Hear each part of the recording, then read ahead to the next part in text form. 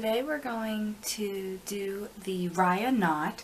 So this is normally used as the tassels in your wall hanging, but it can be used throughout the wall hanging as well, but it's just usually used as the tassels.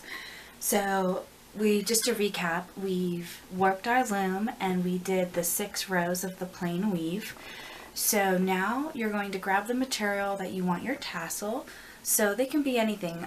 I have a few different materials. I have undyed wool, and then I'm also going to be showing it using sari silk ribbon, and then just another undyed wool, but this one has 2 pieces just to show that if you need to make it thicker or anything, just the different options that there are.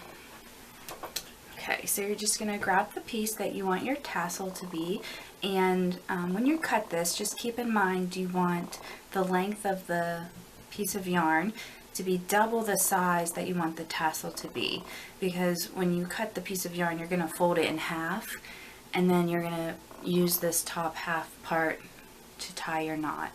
So you're going to fold your piece in half, and then you're going to lay it over the first 2 warp threads.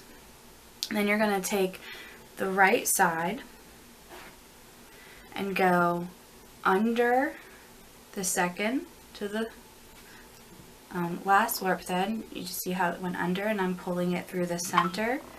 And then you're going to take the left side and go under and pull through the center. So then before you pull tight, you want to see if your ends are even at the bottom. And if they're not, you can loosen it and then pull to make sure your ends are the same length. And then when you pull down, it tightens it and it gives it this little loop here so it'll stay right in place. Okay, so in a lot of my pieces, I like to use recycled sari silk ribbon, which is this right here, as my tassels. It gives it a different look and it looks a little bit more dressy to me, and it also gives really good texture to the tassels. So this is just the same way as using how we did with the yarn. You're just going to cut the tassel double the length you want it to be. You're going to fold the piece in half and then lay it on the next 2 open warp threads, and you'll take the right side and go under the right warp thread and pull through the center. And then you'll take the left piece and go under the left warp thread and pull through the center. And then I just make sure both of my ends for each piece are at the same length, and if they are, then I could just pull down and tighten it, and this will make it nice and secure. And then also another thing I like to do is when I'm using yarn or ribbon, sometimes I like to put 2 pieces on the same 2 warp threads. This makes the tassels nice and thick, so when the wall hanging is on the wall, you can't see the wall through the tassels. So this is the same way. You're going to put the 2 pieces on top of each other and then find the center, and then you'll lay the center on the next 2 open warp threads, and you'll take the right one behind the right warp thread and pull through the center, and then the left one behind the left warp thread and pull through the center, and then you'll take both pieces and pull down to tighten. So then you can just continue this all the way to the end, and if you decide that you need a little bit more tassels, it's not quite thick enough, and you want to do a second or a third row, you would just do it the same way. However, when you go to the second row, you're going to change the pattern a little bit. So the first tassel will start on the second and third.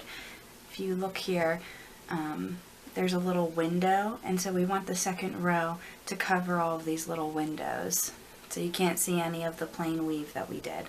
So the first tassel on the second row is going to be the second and third warp thread. So you're just going to do the knot the same way,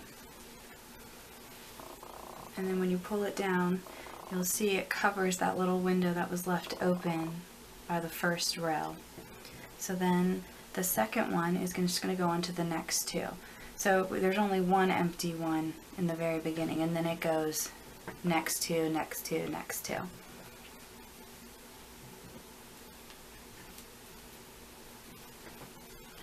So then if you decide you want a third row of tassels, you would go back to the first row pattern. So then you would start again at the first two, next two, and so on. So it just alternates per row, and you can see where you need to do one because there will be a little break, a little window.